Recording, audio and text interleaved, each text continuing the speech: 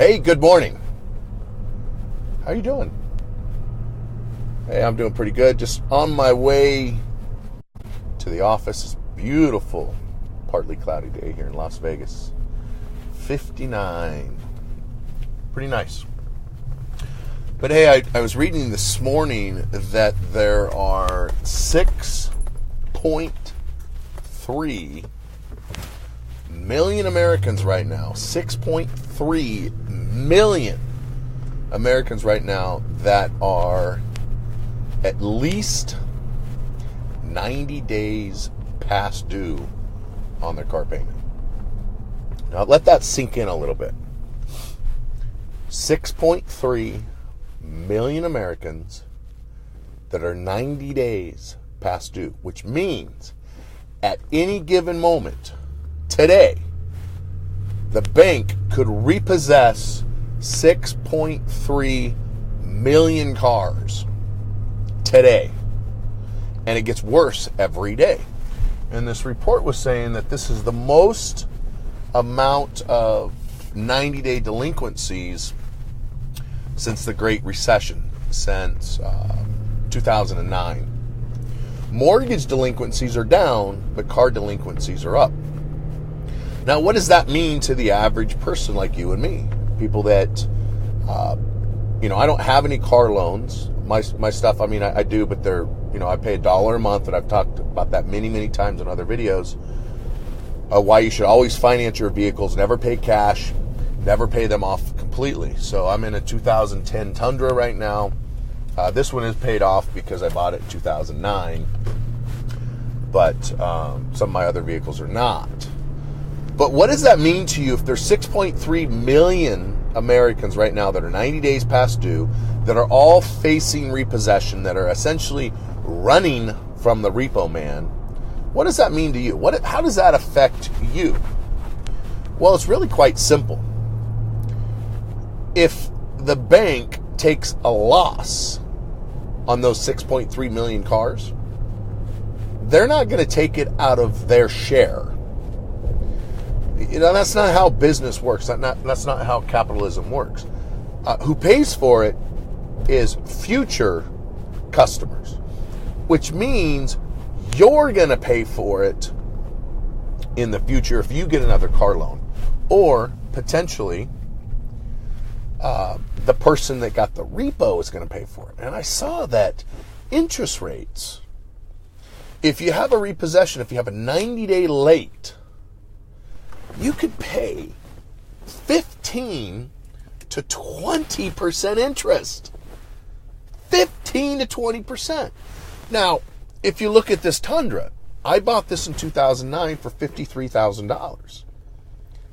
Now, if I was paying 20% versus 0%, that is a substantial amount of money. That's like an extra $800 a month. Now, I didn't do the math real quick before the video. I just did it right now in my head. But you figure $53,000 times 20% is roughly $10,600 minus some principal reduction. That's 10 grand divided by 12 months. Man, that's $800 more a month in a payment. That's a lot, right?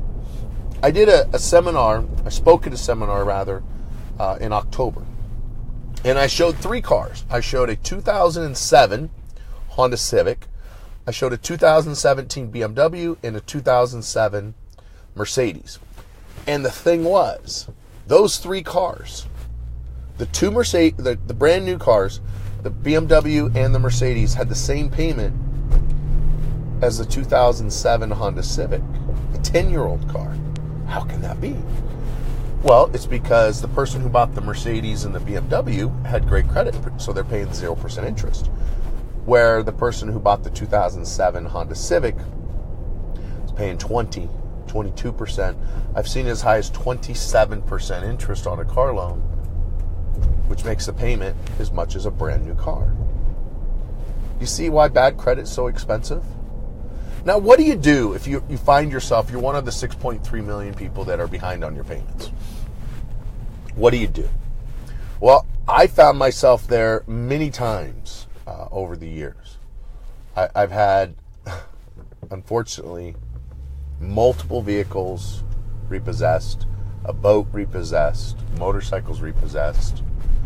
I've had houses foreclosed on. I've made a lot of money in my past, and I lost a lot of money. I lost a lot of everything, right? So less than 10 years ago, I was running from the repo man. I had a 2004 GMC 2500 Duramax that I bought in 2004, and then 2005 I ended up filing bankruptcy. And for almost 2 years, I ran from the repo man. 2 years. 2 years I ran from repo man. I slept in that truck many, many times because at the time I was homeless.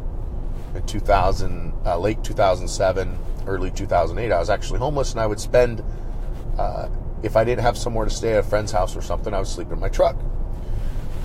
And I'd park, a long ways away, and I'd always, if I stayed at someone's house, I always parked inside the garage, and many times I was followed by the repo man, so I know what it's like to go through that. I know what it feels like to come out and your car's gone. I know that helplessness that you feel. But I have something for you. The good news is we can get that repossession removed from your credit report, so you're not paying that 15 to 20% interest or 27% interest. We can actually help you once you financially recovered. Now, if you're running from the repo man right now and you simply can't make your payment because you can't make your payment, I understand. You're not going to be a good client for credit repair right now. You need to save your money so you have some down payment money. Then, so you can buy a new car when it gets repoed. Then you can hire us and we can clean it up for you later. All right. But it's not a 7 to 10 year life sentence that you got to deal with paying 27% interest over the next 7 years. No. It's a short-term thing. But if you find yourself like the 6.3 million Americans that are 90 days beyond past due right now, that are facing repossession, that are running from a repo man, if you find yourself as one of those 6.3 million, here's what I would recommend. Now, I'm not an attorney. This is not legal advice. So do not take it as that. I'm simply giving you my opinion, how I was able to go several years from running from the repo man. You got to do what you got to do to take care of your family, right? But, one of the things I did is I would park at my neighbor's house. Once I did get a house to live in, I was squatting. I parked in the garage. They can't come in the garage, by the way. So if you park in your garage with your potential repossessed car, they can't come in the garage and steal it, unlike what you see on TV with the repo guys. They can't come in. They can't trespass. Legally, they can't even come up onto your driveway, but they can hook up to it and drag it out. So make sure you park your vehicle inside a locked area. I know people that have traded vehicles with family members. Not saying you should do that. I'm just saying I know people have done that. That they're going through divorce and they lost their job and they're just trying to catch up. And so what they did was they would trade their vehicle. They lived in Nevada. And it's not me, by the way. I didn't do this, but I'm just making the states up. But they trade their vehicle. Like if I was running from the repo man, I'd take my truck, drive up to Idaho, give it to my brother. I would drive home in his truck. Not saying you should do that. All right? I'm just telling you what some people have done to get through that time so it doesn't get repoed. Because if your car gets repoed and you were living in it, that's really bad. But if your car gets repoed and now you don't have a way to get to work, what are you going to do? I know we had this couple that was working for me recently, and their car got repoed. And so they were like, well, we can't come to work. I'm like, all right, then you don't have a job anymore. I mean, I can't employ someone if you can't come to work. So I know people that have gone to other states, traded their vehicles with a family member or a friend, and then drove that vehicle back. Now, you got to keep insurance on your vehicles. If you're running from the repo man, don't add more problems by not paying your car insurance. If you don't have any money for car insurance, then you shouldn't be driving it period. Get rid of the damn car. Let them come repo it. But once you make it through that process, once you've recovered, maybe you won't be able to get that vehicle back. Maybe you got to buy something else. Maybe you got to do a short-term vehicle. Maybe you got to pay cash for a clunker on Craigslist. Once you've recovered, come reach out to me and we'll go in and clean up your credit. Now, here's the beautiful thing about repossessions. The banks have certain things they must do in order to repossess your vehicle. They almost always violate your rights. They almost always break the law when it comes to repossession of your vehicle. Almost always what they're doing is that they're essentially stealing your vehicle from you. Think about that. If the bank is stealing the vehicle from you, yeah, you haven't made payments for 90 days. But what's happening is they're legally stealing it. And because they broke the law when they repoed it, they can't legally put it on your credit report. This is how we get the repossessions removed every day. See, there's one thing that in certain states, they're required to call 1 hour. 1 hour prior to repossession it, they're required to call the police department. Some states it's only 15 minutes. Some states have to do it after they repossess it within 15 minutes. If they don't file a police report within a few minutes before or a few minutes after repossession of your vehicle, the state looks at it as auto theft. And it's not a proper repo, which means they can't put it on your credit report, right? Thanks, Lori. I appreciate that. They can't put it on your credit report. But if you don't understand the law, if you don't assert your rights under the law, you have no rights. So if you're facing repossession, get through it. Do whatever you have to do to get through it. Once you've gone through it and you've recovered, reach out to me, fortresscreditpro.com, or here on Facebook, fortresscreditpro.com. I will do whatever it takes to get that repossession taken off your credit report legally. All right. So what we're going to do is we're going to request a copy of the police report. If it's not filed, they stole the vehicle, which means they cannot report it as a repo, which then you have a right to sue the bank. Now, here's the other thing. The banks are required to give you 30 days to come up with the money to get your vehicle back. 30 days. If they don't give you those 30 days to get your vehicle back, to catch up the payments, they can't legally sell it at the auction. But here's what they do almost always. They repossess the vehicle. A few days later, it goes up for auction and it's sold. That's auto theft. Grand theft auto. They didn't fill out the police report. Maybe they did. But if they sold it within 30 days and didn't give you the opportunity to catch up the payments, they can't legally sell your property. You have a right then to sue them. Now, I'm not an attorney. I'm not giving you legal advice. I'm simply telling you what some of your rights are as an entrepreneur, the way I understand it. Now, how does that help you? The way that helps you is we simply write a letter to the bank, letting them know that we know they broke the law. We know they committed grand theft auto. They stole your vehicle. When you were down on your luck, they took advantage of you and they stole your vehicle and they didn't give you the opportunity to buy it back, and that you are looking into your options.